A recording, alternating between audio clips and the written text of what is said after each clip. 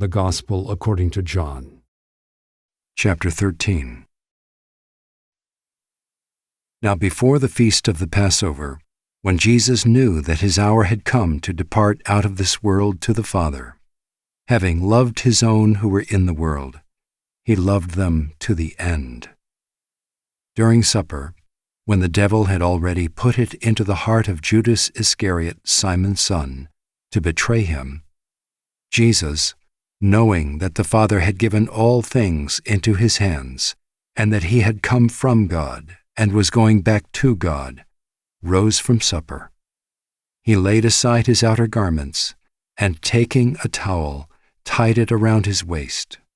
Then he poured water into a basin, and began to wash the disciples' feet, and to wipe them with the towel that was wrapped around him.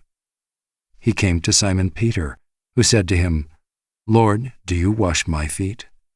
Jesus answered him, "What I am doing you do not understand now, but afterward you will understand." Peter said to him, "You shall never wash my feet." Jesus answered him, "If I do not wash you, you have no share with me." Simon Peter said to him, "Lord, not my feet only, but also my hands and my head." Jesus said to him, "The one who has bathed does not need to wash except for his feet, but is completely clean. And you are clean, but not every one of you." For he knew who was to betray him. That was why he said, "Not all of you are clean." When he had washed their feet and put on his outer garments and resumed his place, he said to them, "Do you understand what I have done to you? You call me teacher and Lord, and you are right, for so I am. If I then, your Lord and teacher, have washed your feet, you also ought to wash one another's feet. For I have given you an example, that you also should do just as I have done to you. Truly, truly, I say to you, a servant is not greater than his master, nor is a messenger greater than the one who sent him.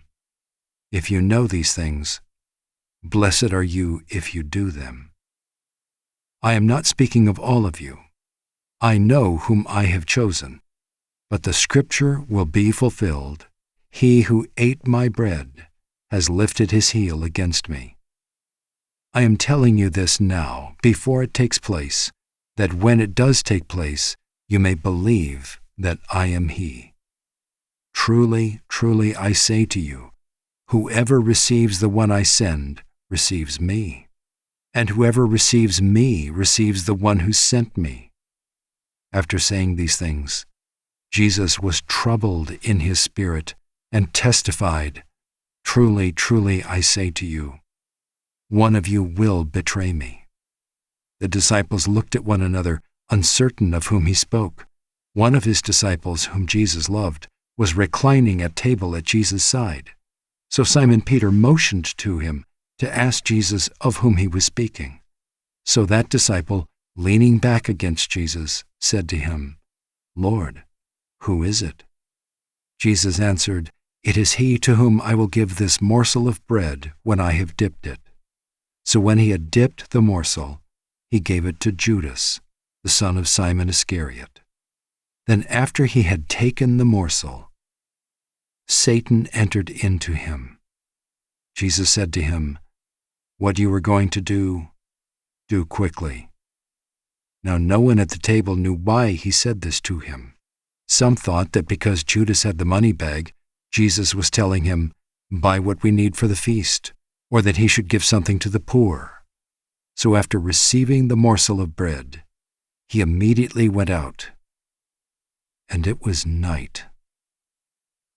When he had gone out, Jesus said, "Now is the Son of Man glorified, and God is glorified in him. If God is glorified in him, God will also glorify him in himself, and glorify him at once. Little children, yet a little while I am with you. You will seek me, and just as I said to the Jews, so now I also say to you, where I am going, you cannot come. A new commandment I give to you, that you love one another. Just as I have loved you, you also are to love one another. By this, all people will know that you are my disciples, if you have love for one another."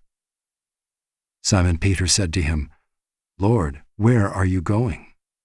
Jesus answered him, "Where I am going, you cannot follow me now, but you will follow afterward."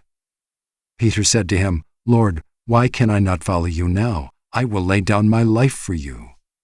Jesus answered, "Will you lay down your life for me? Truly, truly, I say to you, the rooster will not crow till you have denied me 3 times."